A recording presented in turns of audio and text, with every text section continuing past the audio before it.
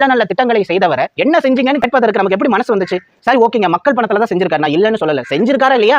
செஞ்சாரா இல்லையா? அதை ஒத்துப்போம். அவர் எந்த பணத்துல செஞ்சாரு? எவன் அப்பா வீட்டு காசுல இல்ல, நம்ம அப்பா வீட்டு காசு, நம்ம வீட்டு காசுல தான் செஞ்சாரு. செஞ்சாரா இல்லையா? என்னுடைய கேள்வி அதுதான்.